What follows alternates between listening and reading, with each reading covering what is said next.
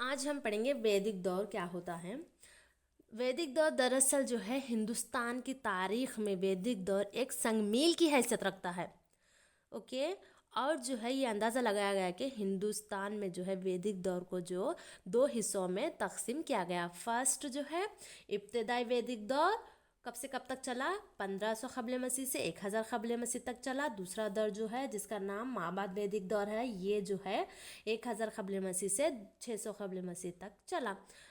वैदिक दौर में जो है समाज में एशिया तमद्दुन और जो है लोगों के रहन सहन में जो है कई तब्दीलियां वजूद में आने लगी थी। ओके। एग्जाम में पूछा जाता है वैदिक दौर जो है कितने हिस्सों में तकसीम हुआ और कब से कब तक हुआ। ये सन जो है आप लोगों को इसमें याद रखना बहुत ज़रूरी होता है। ओके। अब देखते हैं हम वैदिक दौर में जो है 4 वेद यानी मजहबी किताबें लिखी गई थी। ओके, 4 मजहबी किताबें लिखी गई थी जिसके तहत इस दौर को वैदिक दौर कहा गया। ये 4 मुक़द्दस किताबें कौन कौन सी हैं बोले तो ऋग्वेद, सामवेद, यजुर्वेद, अथर्ववेद। ओके। अब देखते हैं हम लफ्ज़ जो है आर्य लफ्ज़ कौन सी ज़ुबान से लिया गया बोले तो संस्कृत ज़ुबान से लिया गया था। ओके, जिसके माने क्या है, जिसके माने विखार या बाइज्जत आली मर्तबा के हैं। ये एग्जाम में पूछा जाता है आर्य लफ्ज़ कौन सी ज़ुबान से लिया गया। ओके, ये लिख लीजिएगा, याद रख लीजिएगा आप। और देखते हैं कि हम आर्य लोग जो है कहाँ से आए थे। आर्यों का जो हकीकी वतन शायद वस्त एशिया जुनूबी रूस था। ओके, जुनूबी रूस से जो है वो लोग फैलना शुरू हो गए पूरी दुनिया में। और जो जुनूबी रूस से एक ग्रुप जो है शुमाली मगरिब आया, शुमाली मगरिब से जो है हिंदुस्तान को आया था। ओके, वहाँ से जो है और ये वही लोग इंडो कहलाए और बाद में आर्यन कहलाए, जिसको आर्य लोग कहते हैं ना, आर्यन यही है। ओके। और दूसरी वजह ये है कि जुनूबी साबराई का जो तमद्दुन 2 मिलियन क़ब्ल मसीह में फैला था, वहाँ के लोग जो है शुमाली हिंदू कश को जो है जानने लगे और वहाँ से वो हिंदुस्तान में जो है दाखिल हुए। ये दूसरी वजह मानी जाती है। अब देखते हैं हम वैदिक अदब।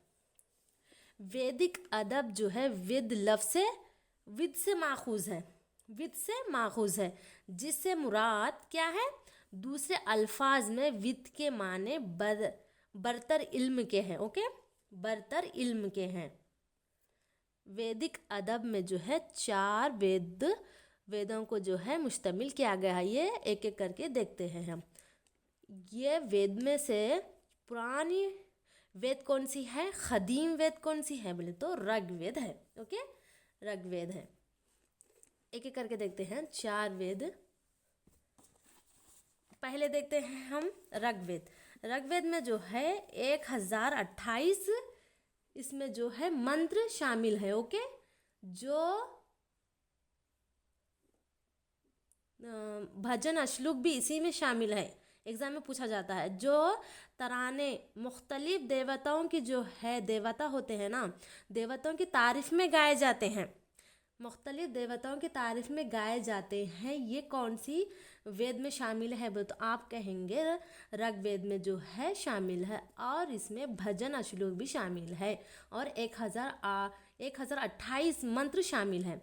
अब बारी आती है सामवेद की। सामवेद में क्या है बोले तो कुर्बानी के वक्त जो है गाए जाने वाले श्लोक जो है दर्ज है। ये मंत्रों की किताब भी कहा जाता है सामवेद को। ओके। और इस बात का पता चलता है कि आर्याई जो लोग थे ना, मौसीकी के शौकीन थे। इस बात से पता चलता है क्योंकि जो है ये लोग कुर्बानी के वक्त गाए जाने वाले श्लोक भी गाया करते थे। अब बात आती है यजुर्वेद की। ओके, यजुर्वेद में क्या है देखते हैं। यजुर्वेद में जो है कुर्बानी के वक्त तरीक़े उसूल बताए गए हैं। यजुर्वेद में क्या है, कुर्बानी के तरीक़े उसूल बताए गए हैं। ओके, कैसे तरीक़ा होता था उस ज़माने में, कैसा नहीं। अब बात आती है अथर्ववेद की। अथर्ववेद में जो है क्या है, अथर्ववेद में जो है ये मजहबी रस्म की तफसील दर्ज है। इसमें मजहबी रस्म की जो है तफसील किस में दर्ज है? अथर्ववेद में। ओके। और दूसरा पार्ट माबाद वैदिक दौर जो है हम इंशाल्लाह दूसरे पार्ट में पढ़ेंगे।